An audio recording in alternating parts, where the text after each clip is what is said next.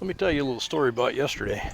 So yesterday I was like, man, I really need to get these parts. There's a oil filter housing adapter for that big cam Cummins that broke off from the wreck, and I ordered it from Cummins, and said usually ships in 1 to 3 days. And then I just got a message saying that my parts from Cummins have been delivered, and here they are overnight. Pretty cool.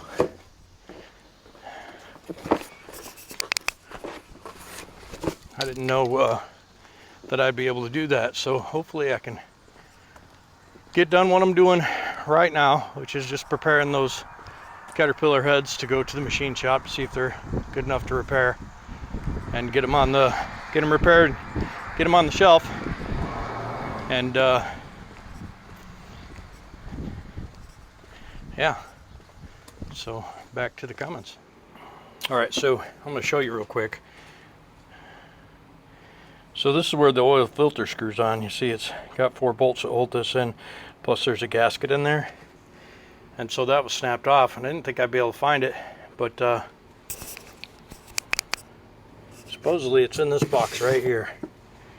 So I'm going to switch hands for dexterity. All right, stand by.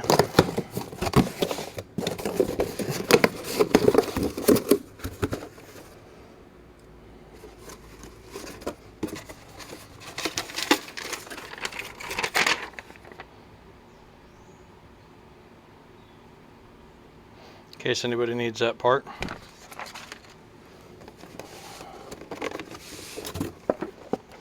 It was 135 bucks for this piece and that gasket, but you know, it looks like that might be it.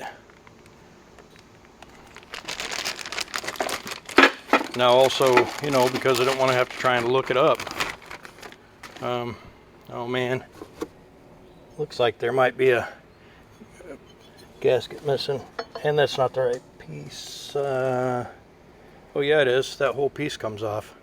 I didn't know that. So we'll get a look at it, make sure. I'll be back. All right, let's get this piece off. Now these are 5/16 12 point. Yeah, 5/16 12 point. There's 4 of them. Feels like they're maybe 25 foot-pounds, 20 maybe. But all right, so we got those 4 off.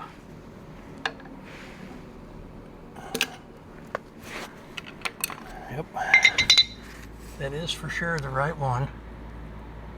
Now, I shouldn't have to change this gasket, but because I have one, I'm going to go ahead and take this one off. Yeah, it's pretty brutal.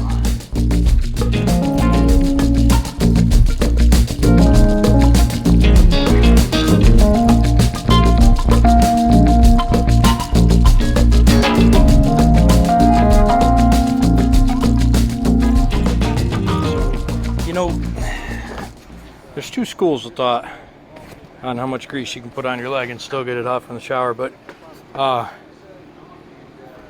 depends on who you talk to. Some people fill the oil filter up, people don't, because if you fill the oil filter up, you're filling up the non-filtered part of the oil filter.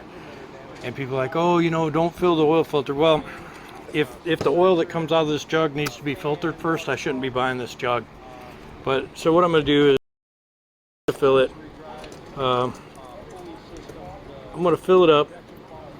I won't worry about top off, but I'm going to fill it up, and I'm going to try and not make a huge mess, but I am going to fill up the non-filtered hole and up into the thread area as well. And we don't mind using Wix filters. This is the cross from Lube Refiner to Wix, and that was an LF 3000. And that's a fleet guard number, LF 3000. And so this is a 51748 Wix. Screws on nicely, rubber's in the right place. We're pretty impressed. All right, so I've got the oil pan drain plug is in, and so we shouldn't have any trouble. At least I think it's in. Yeah, it's in. I'm gonna take this couple gallons, and I'm gonna lube up the top end, and I'm gonna pour some a little bit between the valve covers too, because you know, why not, right?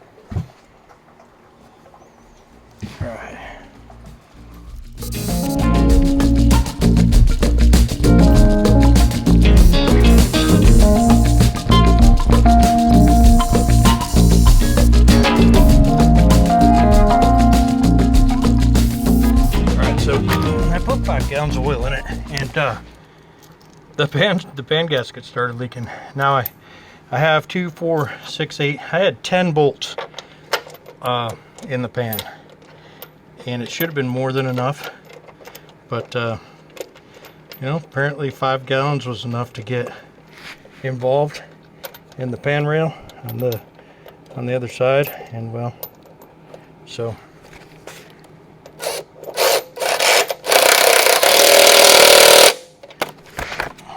we're going to go ahead and putting 10 more bolts in, 9 more bolts in.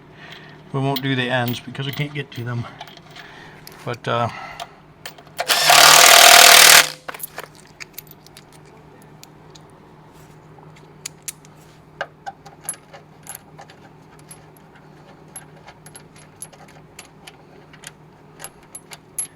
it's weird that 5 gallons was even enough to get it started leaking, but I think this thing takes 10 gallons. I don't rightly know for sure, but you know, this will get it for now.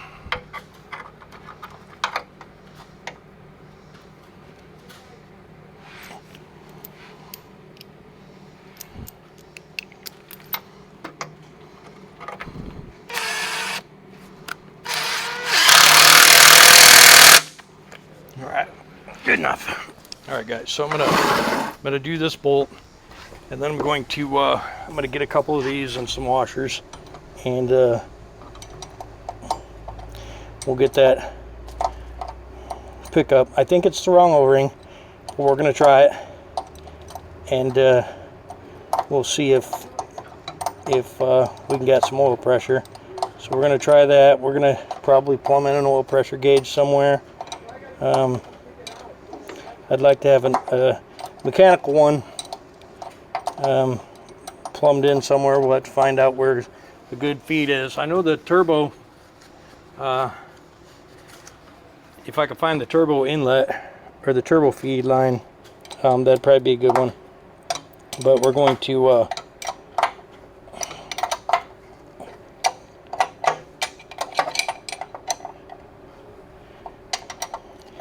get this pan rail cleaned up. Alright, so we did put the one O-ring in. I don't think it's correct, but we're gonna see. They say it is, but I'm under the impression that it's supposed to be a high temp square O-ring, but I'm gonna go in and look on Cummins website here in a little bit.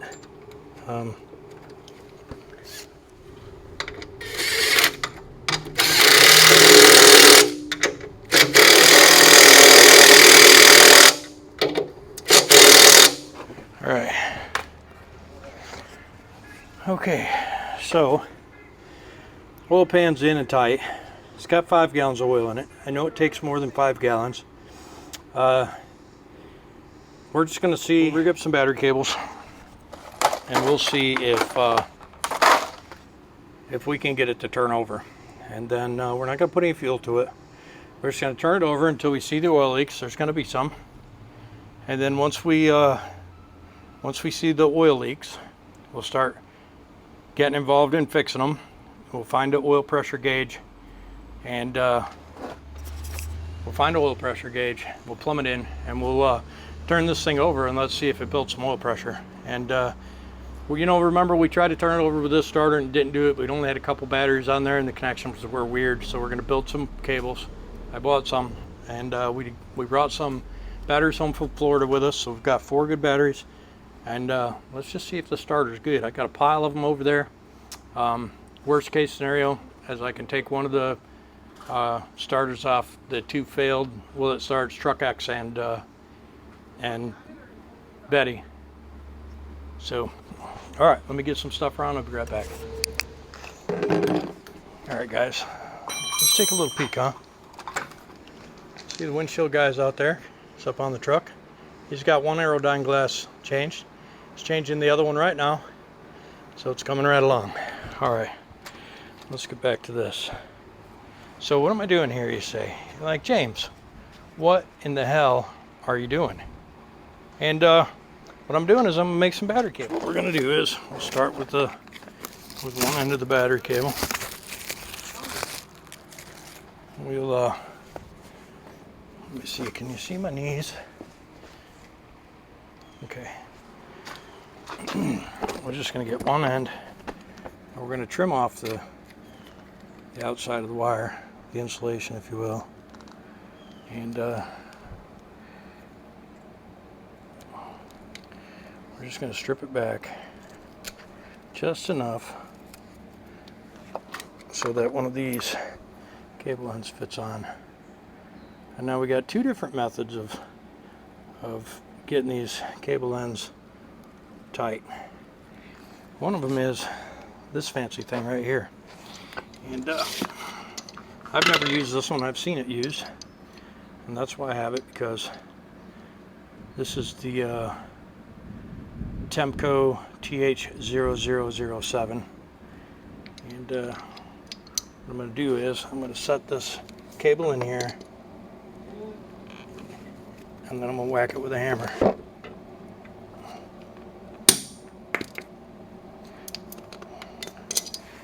And then that stamps it onto the wire. Pretty good, right? All right, so then once you get her staked, then you slide this shrink wrap over it, fire up your little portable torch. You just start warming her up, let it shrink up. I like to do the center first, and then bring it out to the edges.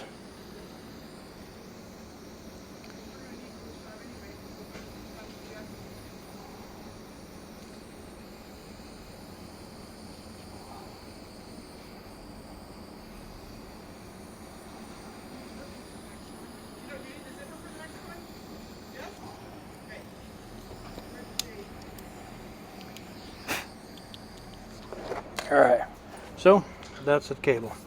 And this is going to be for the positive side. Now, this is 4/0. You don't need to use 4/0, but for the bigger the cable you have, the more current can run through the cable.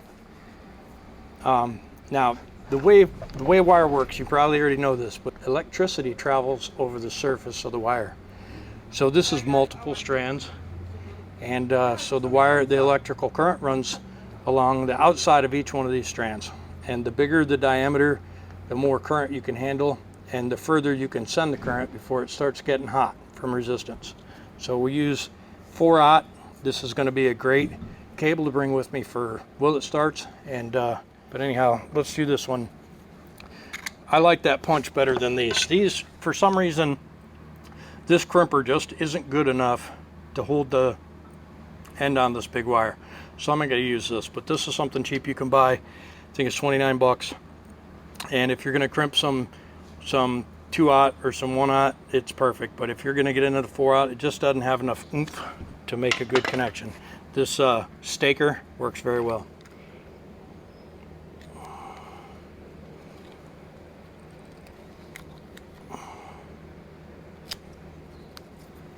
And again, I just cut around the meat and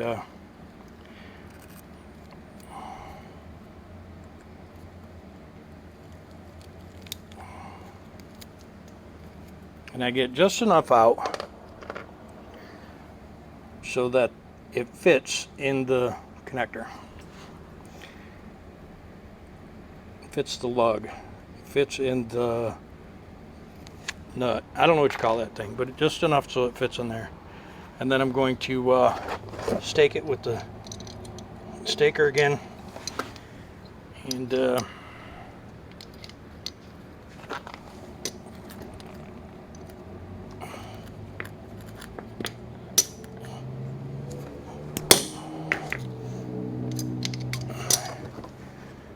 staked in there good, not pulling it off. Perfect. So again, we'll put the shrink wrap on.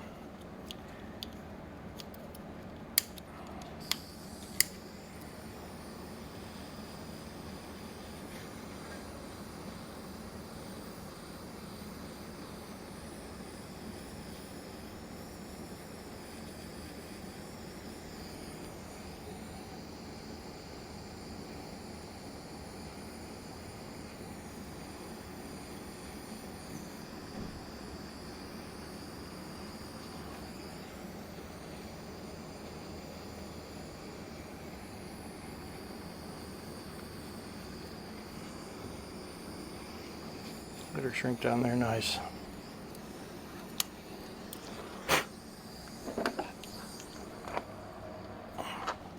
Alright, so our positive cable's finished.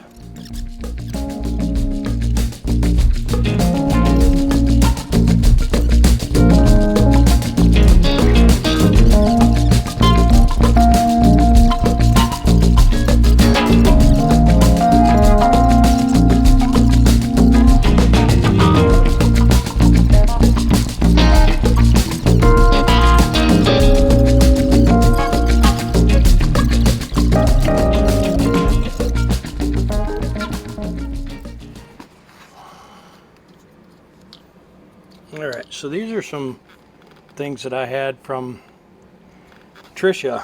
These were in the toolbox of Tricia, and I cleaned them up with the intent of using them, and they just never did. And so I think it's probably a good chance to get these things going.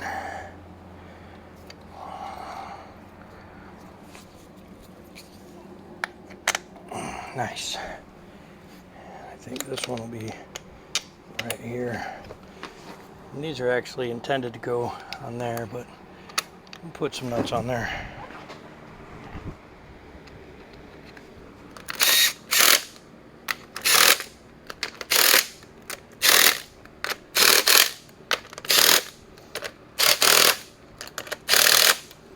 Alright, we'll leave this out in case we have to disconnect quickly. We can zip, zip. Alright, so we need some of these. Let's see what we got. Better cables on, and we're just going to make sure when we're doing this one we don't bump into anything important and fry it.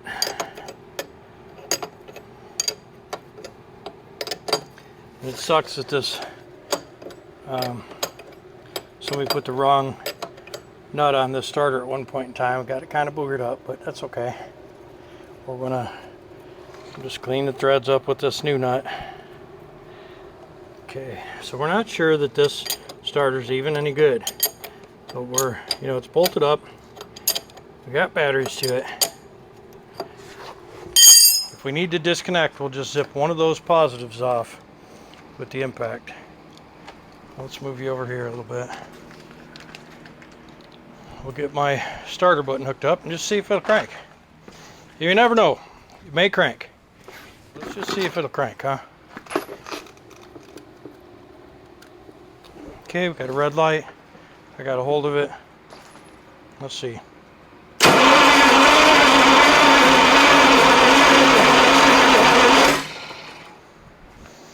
Okay.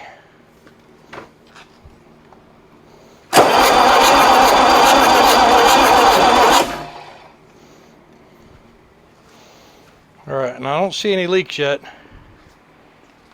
So we may not be getting any oil to it. I don't want to put any starting fluid to it. Because I just don't want it to start. You know what I mean? I don't want it to just start.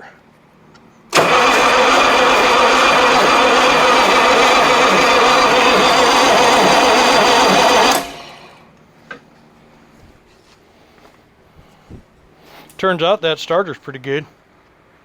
Maybe just a little sniff of starting fluid just to see it, you know. But I'd really like to see some oil coming out of something.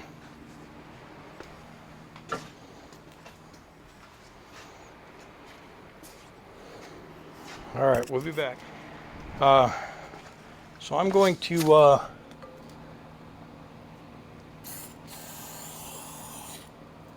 I don't think it's going to draw any of this through the aftercooler.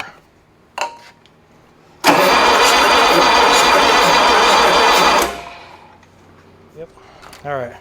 So just a little sniff, just to see if we can get a little, you know.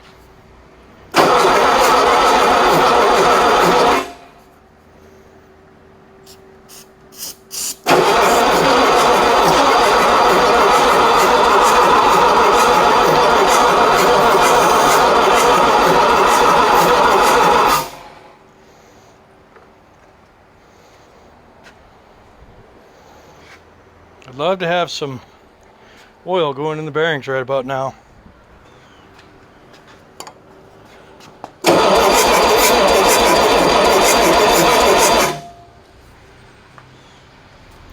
That should have been enough to do something. I always get discouraged when I give it a little sniff and it don't hit, you know, hit right away.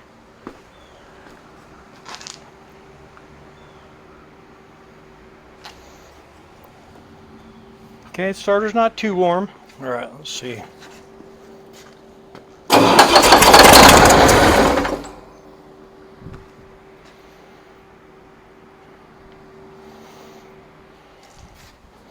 All right, I don't see any evidence of oil pumping.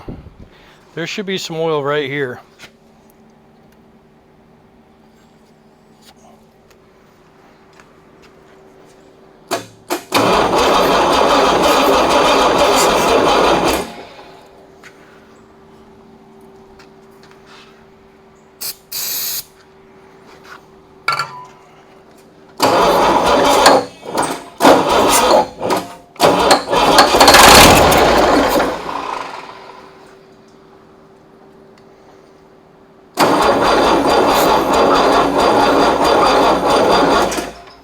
Okay, that's a bad sign.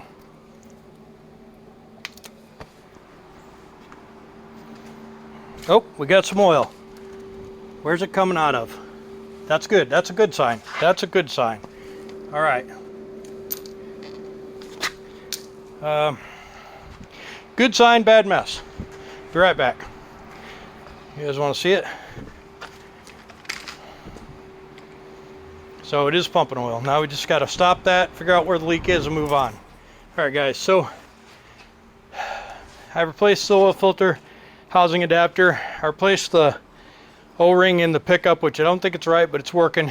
And then there was a big oil leak, which I showed you, and that was because somebody had taken the oil pressure relief valve out of the oil pump. I happen to have another one up there on the shelf, so I got that back in. I hope I didn't hurt the bottom end. We're going to crank on a little bit and see if we get some oil out of this right here. Let's see what happens.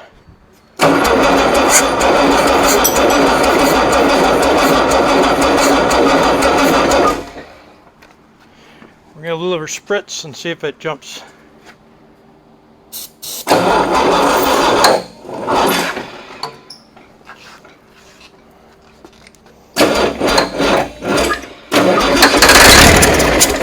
Okay, we got oil coming out right here.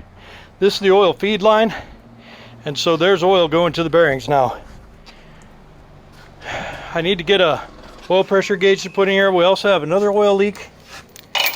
We have oil leak right here. This is probably the oil leak or the oil pressure port for the truck, and that's good. It's got oil coming now from a couple of different directions. Let's see if we can get that plugged and get this line tucked back down in the pan.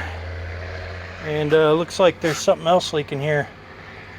Now this is just where this gushered out. We'll get this fixed, and let's just see what that is. That might be a broke off fitting. We may have to check, but it starts right up. It has oil pressure. I didn't crank on it too awful long, so I probably didn't hurt the bearings. Yep, it's got a fitting broke off in it, so we'll get this fitting out. We'll get that plugged. We'll get this plugged, and then I think this motor is going to run, so I'm not going to hit it with any more ether. You've seen me do these before, so I'm not going to get too crazy. But what I am going to do is get my snap-on 20-piece screw extractor set, and then find the one that knocks this light off. Find the one that makes the most sense. This magnet just isn't that good. So what we want to do is stick it in there and see which one's going to work. It's going to be this one. So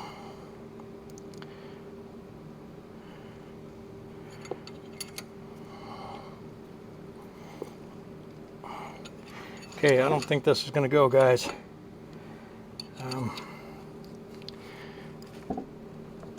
Nope.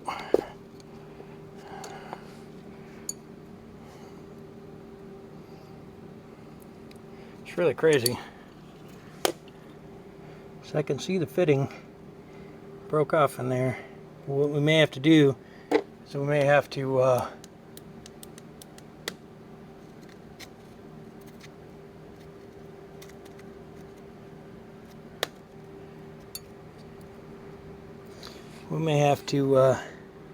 take a chisel and chisel that out.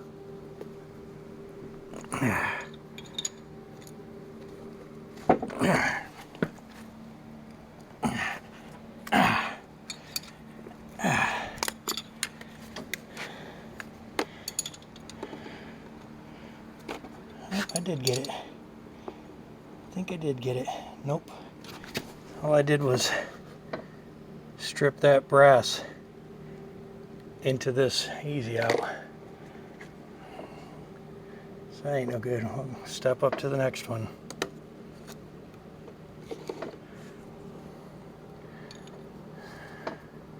What we may end up having to do is we may have to chisel that away. Nope.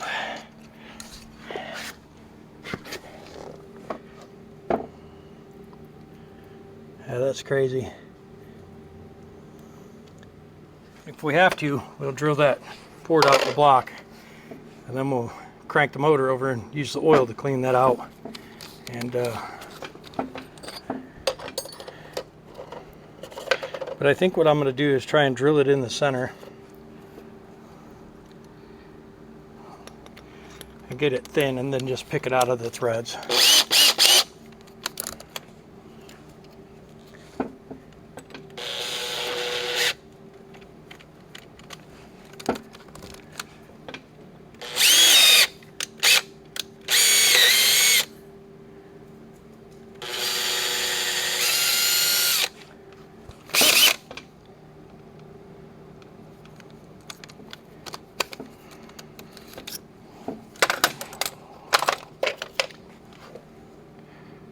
That was 17/64.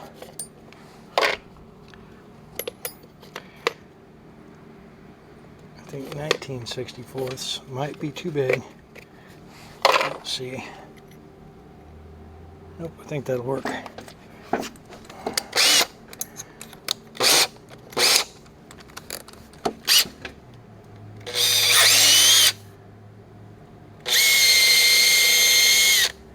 Okay, now let's look at it. Looks like there's still about a 64th or so left in there. I don't see it touching any threads yet. So what do we got next?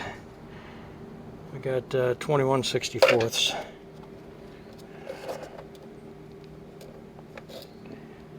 19. Oh, 5/16 is next.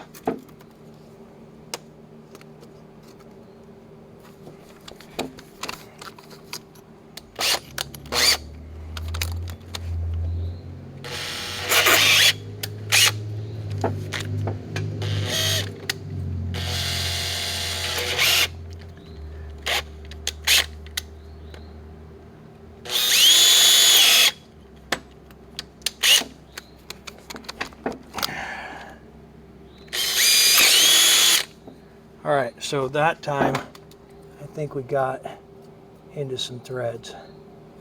So what we're going to do is get a look.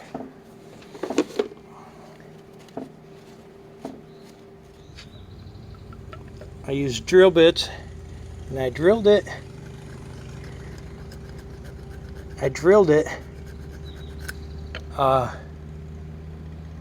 until it's pretty thin. Not quite into the threads, but just till it's pretty thin. And right now I'm just filing through it. And then I'm just going to try and chip it out of the threads.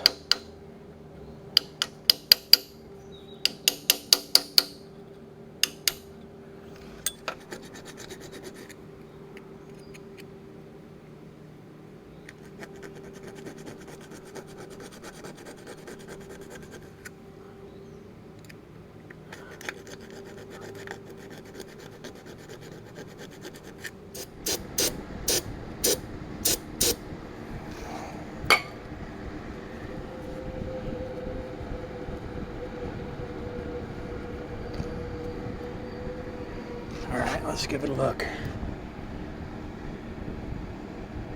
Alright, so we're pretty much through it. Now it's just going to be a matter of knocking it out of the way, or maybe getting it with a tap. You know, it's hard to say.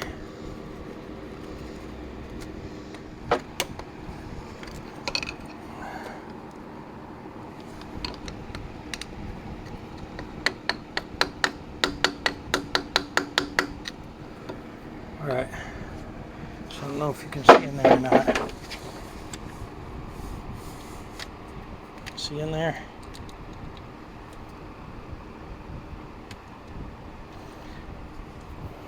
See, I use a screwdriver and I get this piece pried down right here. So I'm going to get some real fine needle nose. I'm going to try and finish bending that down, pick the rest of this out, and we should be fine. Won't be able to have you up close for that. But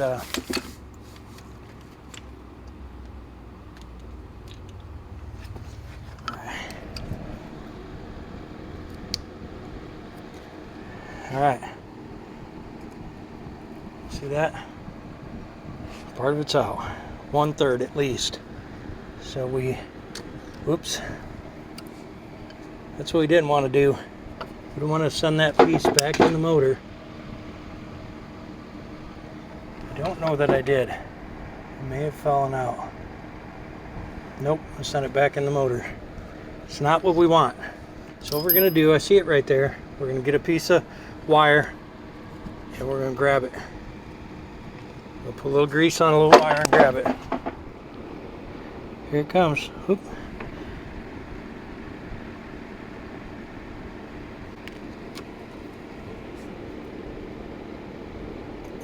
Well, you're going to have to take my word for it, but I did get it. It's pretty insane, really. How difficult it is and easy at the same time, right? There it is.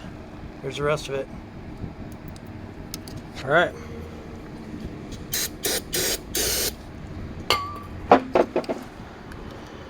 Be right back. All right, guys, so the question's been answered. Will it run? Yep. It doesn't sound like there's anything wrong in the bottom end. It does have oil pressure because it's coming out of every place possible. So this is what I'm going to do. I'm going to get that fitting taken out and put a oil pressure gauge in. I'm going to cap this line off over here. We're going to have to get this thing running on regular fuel. I'll put these two fittings in. I'll make some new fuel lines. We'll get a fuel filter. We'll get a fuel supply. And we'll start this engine up on diesel. And we'll see how it runs. But initial impression, this motor is going to be fine. You know, I didn't crank it too awful long without any oil, so hopefully that's not an issue. We'll get it buttoned up.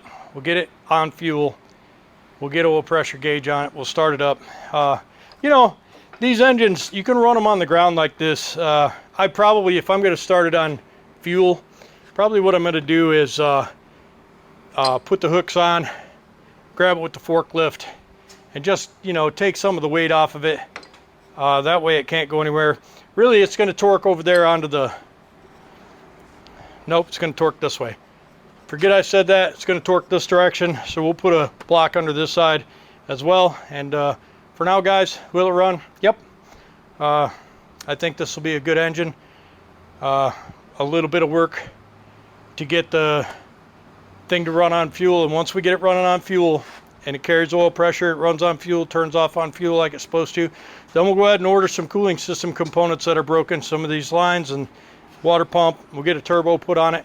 I've got one over there.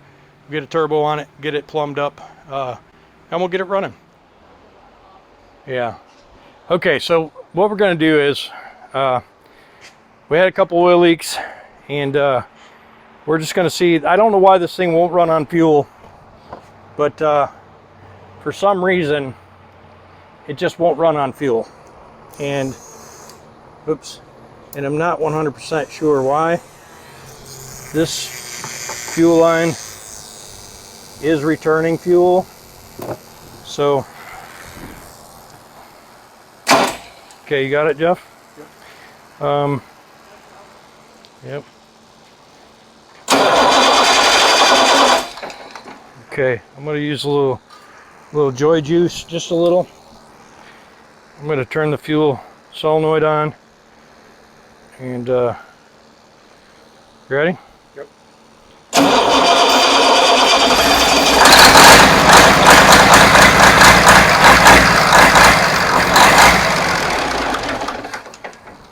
More oil.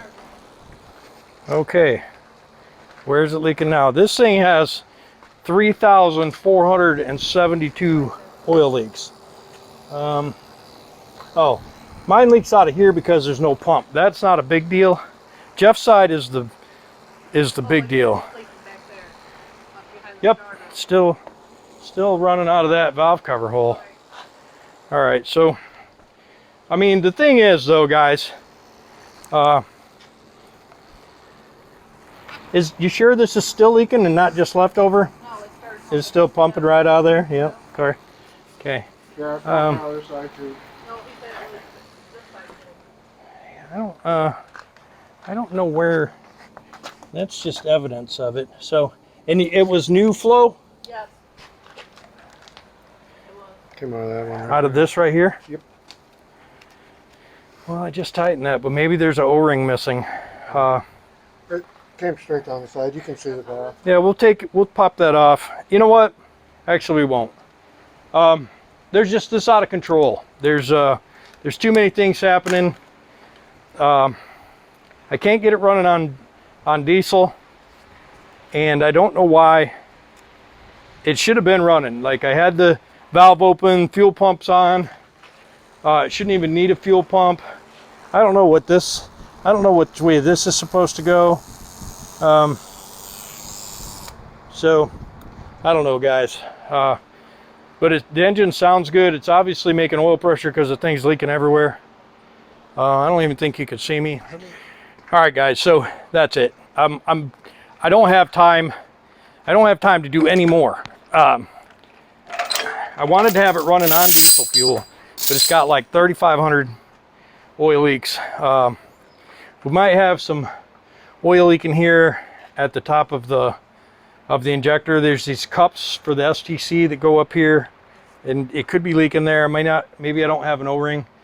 I'm gonna have to maybe consult a manual on all of these places that are leaking oil.